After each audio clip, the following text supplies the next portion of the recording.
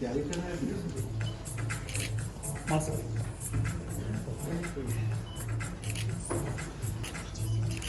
आपने भी टेंशन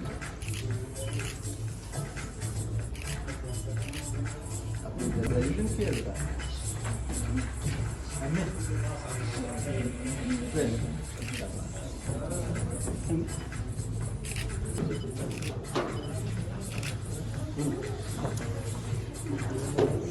किया आपने बीएससी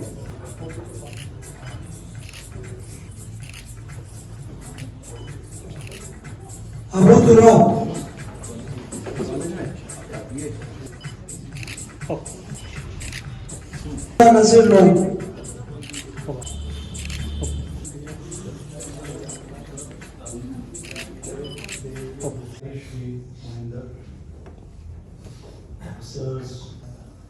और प्यारे बच्चों, जैसा कि आप लोगों ने बताया कि पिछले 20 दिन से आप इस प्री ट्रेनिंग को अटेंड कर रहे हैं। मुझे जैसा आप लोगों ने बताया कि आप लोगों को शायद इसका फायदा जरूर हुआ होगा, लेकिन कुछ चीज़ें हैं जो मैं अपने एक्सपीरियंस से मैं अभी याद कर रहा था। तकरीबन 28-29 साल पहले जब मैं भी ऐसे ही आप लोगों की तरह तैयारी करता था और एसएससी के यूपीएससी के एग्जाम्स देते थे, तो उस समय पुराना याद आ रहा है। अभी भी वही यूपीएससी है, एसएससी है, जो एग्जाम्स हमारे जितने गवर्नमेंट जो पोस्ट के लिए एग्जाम्स होते हैं कंडक्ट करती है हर साल। इसमें विभिन्न स्तर के एग्जाम्स हैं, कांस्टेबल, एलडीसीज, इंस्पेक्टर्स, फिर उसके बाद में असिस्टेंट कमांडेंट, फिर सिविल सर्विसेज भी होती है। इन सभी एग्जाम के लिए जो आवश्यकता है आप लोगों ने सबने दोहराया। कोई भी एग्जाम है, कोई भी परीक्षा है, कोई कठिन नहीं है।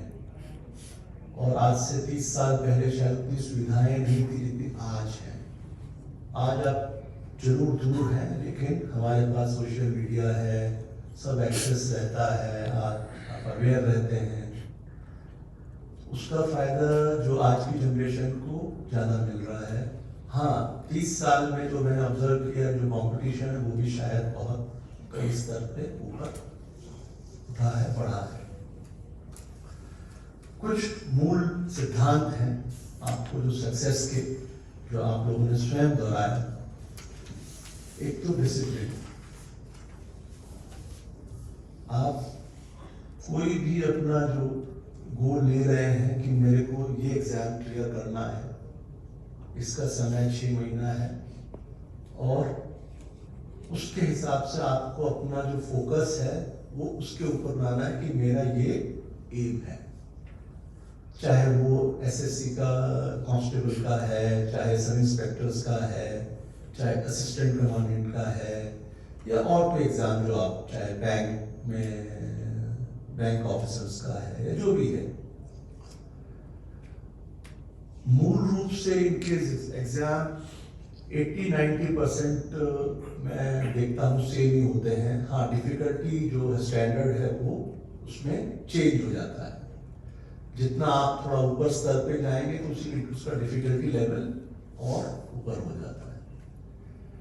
तो आप अगर किसी भी एग्जाम के लिए फोकस्ड हैं कि मेरे को ये एग्जाम करना है, और आपने उसके लिए इतना मेहनत किया, आपको ये पता चल गया कि मुझे इसके लिए इतनी मेहनत, इतना इस स्तर पे अपने आप को लेके आना है, चाहे वो जनरल नॉलेज हो, चाहे वो उसमें रीजनिंग का टेस्ट हो, चाहे मैथमेटिक्स का एलिमेंट्री मैथमेटिक्स है, चाहे और उसमें जो लैंग्वेज टेस्ट है।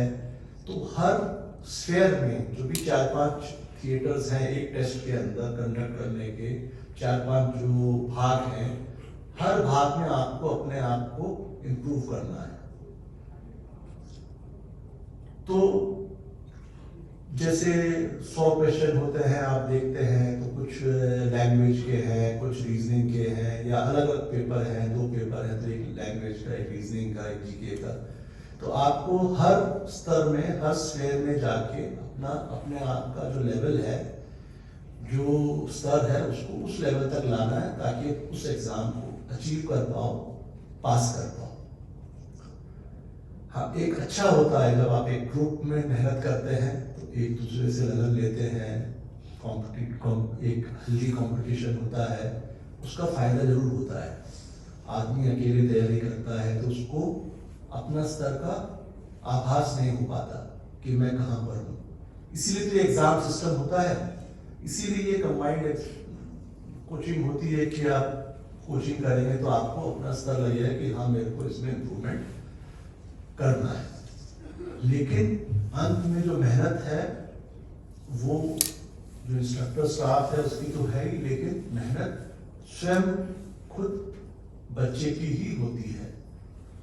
अगर उसकी लगन है, कितने एग्जाम में आपने देखा होगा, बहुत इवन आईएएस के अंदर भी हम देखते हैं, बहुत जो पिछड़े इलाकों से भी बहुत कैंडिडेट्स पास होते हैं। ऐसा नहीं है, मेहनत करते हैं तो पास होते हैं, अपना गोल बनाते हैं, उसके ऊपर फोकस रहते हैं और उसके अनुसार अपने को उस लेवल तक लाते हैं, तो आप अपने आप उस एग्जाम को क्लियर करेंगे। लेकिन आपको अपने आप को उस लेवल तक लाने की आवश्यकता है। ये खास चीज है, यही शायद इसका मकसद था, क्योंकि 20 दिन में उतना आप मेहनत नहीं कर सकते, इतना नहीं हो सकता कि आप अपने आप का लेवल उतना इंक्रीज कर पाए। लेकिन हाँ, आपको एक प्लेटफॉर्म मिल जाता है कि मेरे को ये ऐसे मेहनत करनी है, ऐसे फोकस्ड रहना है, इतना कम से कम दिन के अंदर 5 घंटा, 6 घंटा, 8 घंटा, 10 घंटा मेरे को मेहनत करनी है, तब मैं अपने आप को उस लेवल पे लाऊंगा कि अगर 2 लाख या 5 लाख लोग उस एग्जाम के लिए बैठ रहे हैं, अगर उसमें 500 सीट है, तो मैं पहले 500 में आ पाऊँ। तो आपको उस स्तर पे अपने आप को, अपनी मेहनत, अपने लगन, अपने फोकस से लेके आना है। ये इसका जो इसका मूल सिद्धांत एग्जाम को क्वालिफाई करने का वो यही है। वो 30 साल पहले भी यही था, आज भी यही है। मानते हैं? हाँ। तो मैं उम्मीद ये करूंगा कि आप हर चीज को, आप कोर्सेज में आना चाहते हैं, आपको पता है फिजिकल भी इम्पोर्टेंट होता है, तो फिजिकल का अपना जरूर समय निकालिए। सुबह हमारे पास चौगान बड़ा अच्छा ग्राउंड है, ठीक है। और भी अगर कोई आपको आवश्यकता हो, हमारे इंस्ट्रक्टर से किसी चीज़ में आपसे दिक्कत हो रही है, आप रिटन एग्ज़ाम करते हैं, उसके बाद भी आपको फिजिकल के लिए कुछ समय मिलता है, तो आप जरूर कभी भी आप आ सकते हैं, मेरे पास आ सकते हैं। हमारे इंस्ट्रक्टर, हम बड़ी खुशी होगी हेल्प करने में। और जो रिटन एग्ज़ाम है, ये आप लोगों ने 20 दिन भी प्रैक्टिस की है। हाँ, अभी आप फोकस्ड रहें और अपने आप को उस लेवल तक लेके जाएं,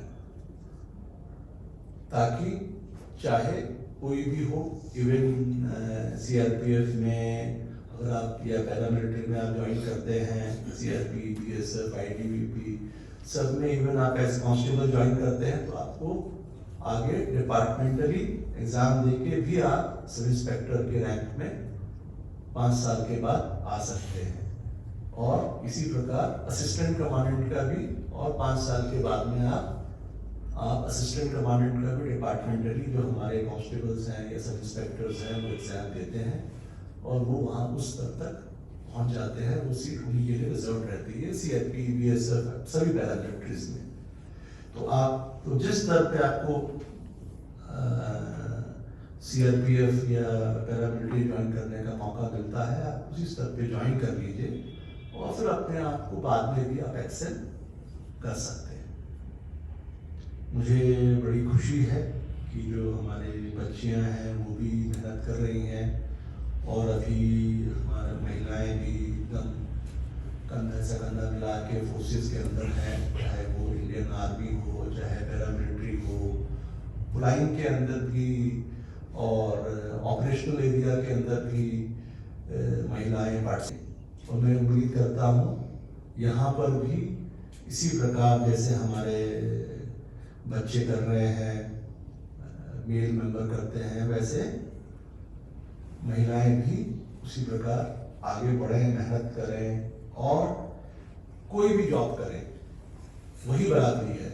कोई फर्क नहीं है किसी भी जॉब में, चाहे वो डिफेंस में है, चाहे वो कुछ भी है। कई जमाने में होता था कि भाई टीचिंग जॉब है, ये महिलाएं कितनी 5 बटालियन महिलाओं की 5 बटालियन स्पेशली महिला डेडिकेटेड है।